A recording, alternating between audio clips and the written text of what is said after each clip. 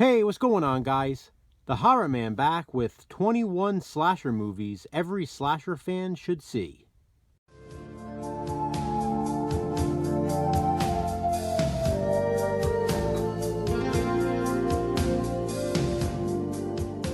I had so much fun filming my 21 horror movies every horror fan should own video that I decided to do something similar. Like that list, this is not a ranking, and these films are in no particular order. In fact, I'm not even necessarily claiming these are the top 21 slasher movies every slasher fan should see. They are simply, as the title of the video states, 21 slasher movies every slasher fan should see. One more thing. I did not include any slasher films that already appeared on my 21 horror movies every horror fan should own list. The slashers I featured in that video would be pretty obvious choices anyway. Some of the films on this list, however, might not be as obvious. Granted, some will be more popular than others, but regardless, in my opinion, for one reason or another, these are 21 slasher movies every slasher fan should see. I'm going to start it off with a handful of camp slashers, because summer camp is a very popular setting for slasher films. This one is Sleepaway Camp. This, I'm sure, will be one of the more popular titles on the list, and I'm sure many of you have already seen it. But if you're a slasher fan and you haven't, you definitely should. Sleepaway Camp is infamous for its ballsy ending. Next up is another somewhat popular, yet often overlooked camp slasher film, The Burning. It's the Cropsy Maniac slasher film with a young George Costanza and a cast of other familiar faces. This just might be the slasher film I'm most surprised never received a sequel. Madman is another surprisingly standalone camp slasher film. This one even has its own song, and it's so awesome. Here's one that for some reason, and I have no idea why, never had a home video release in the US. Not on VHS, DVD, or Blu-ray. It's Body Count. Body Count was directed by Ruggiero Deodato, and it stars David Hess. This, in many ways, is the ultimate 80s slasher film. Too bad it's so difficult to obtain. This here is an overseas VHS release. Speaking of ultimate 80s slasher films that are difficult to obtain, here's the ultimate Mexican slasher film, Trampa Infernal. Trampa Infernal, which translates to Hell's Trap, is probably the most popular Mexican slasher film. It's a by-the-book slasher with a great killer wearing a truly awesome mask. The killer also uses a bladed glove, much like Freddy Krueger's. Speaking of Freddy Krueger, Candyman in a way is like a Nightmare on Elm Street in the 90s. It's a supernatural slasher with a horror icon as the killer. This is also one of the more, if not the most popular title on this list, but every slasher fan should see it. And here is the most recent slasher film on this list, Hatchet.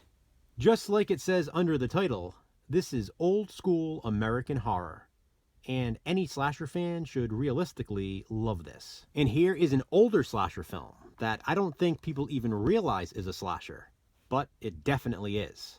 Dementia 13. Directed by Francis Ford Coppola. Most people probably own this movie on a multi-pack because it's included on a lot of those. If you're a slasher fan, check it out. I think you'll be pleasantly surprised. And speaking of older slashers, this is considered by many to be the very first slasher film, released even before Psycho, Peeping Tom. Every slasher fan should see it. A Bay of Blood is an early 70s slasher film that many say inspired Friday the 13th style slashers. Here's a slasher film with a really cool setting and even cooler kills.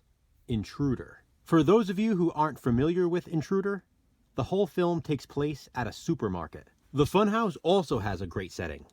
In fact, I consider it to be the greatest carnival setting in any movie. Unfortunately, because Tobe Hooper directed this, it often gets overshined by his more popular slasher film, The Texas Chainsaw Massacre. But guys, if I'm being honest, despite how much I love TCM, I actually prefer the Funhouse. Here's an awesome 80s slasher film that thankfully was finally released on Blu-ray last year from Arrow, Edge of the Axe. This is a movie I've been praising for years, and I'm glad more slasher fans can now see it. Here's another one like Dementia 13, where people don't even know it's a slasher film until they watch it.